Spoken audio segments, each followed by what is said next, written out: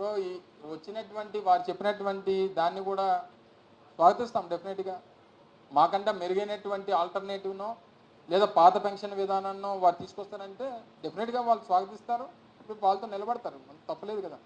So ఏం చేస్తారనేటువంటిది మనం కూడా ఇంకా వాళ్ళు ప్రమాణ స్వీకారాలు చేయలేదు, ఇంకా మనం కూడా ఇప్పటి నుంచి చేసేలా వారు సంవత్సరం సమయం ఏదో అడిగినట్టుగా వాళ్ళ సంవత్సరం టైం ఇవ్వాల్సిందిగా కోరినట్టుగా చూశాను నేను. సో ఏదేమైనప్పటికీ వాస్తవంగా మాట్లాడుకుంటే, అంటే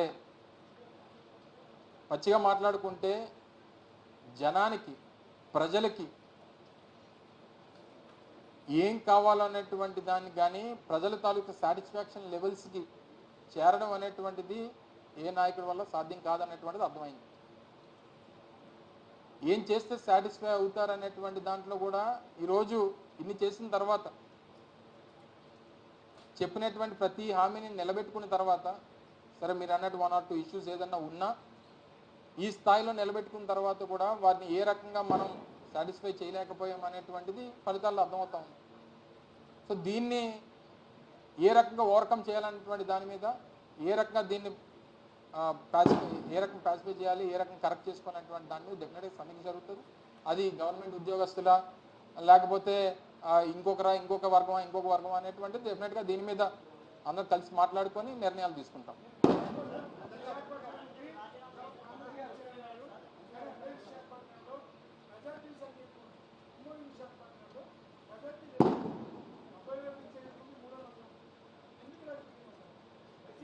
పర్సంటేజ్ మీరు ఇప్పుడు విశాఖపట్నంలో 90,000 దాటినటువంటి భీమిలి గాజువాక రాష్ట్రంలో 2 అతిపెద్ద నియోజకవర్గాలు. రాష్ట్రంలో అతిపెద్ద నియోజకవర్గం ఫస్ట్ భీమిలి, రాష్ట్రంలో 2వ అతిపెద్ద నియోజకవర్గం గాజువాక.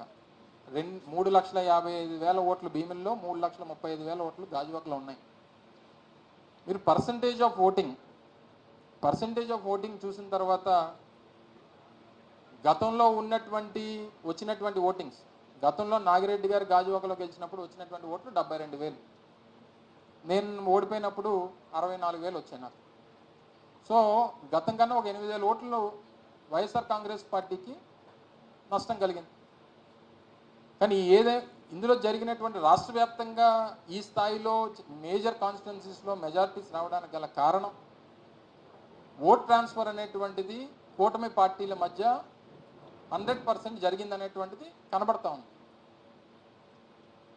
అంటే ఏ రాజకీయ పార్టీ పోటీ చేసినా వారితో కలిసి ఉన్నటువంటి మిగిలినటువంటి 2 రాజకీయ పార్టీలకు సంబంధించినటువంటి ఓట్ ట్రాన్స్ఫర్ అనేటువంటిది 100% మరి జరిగింది.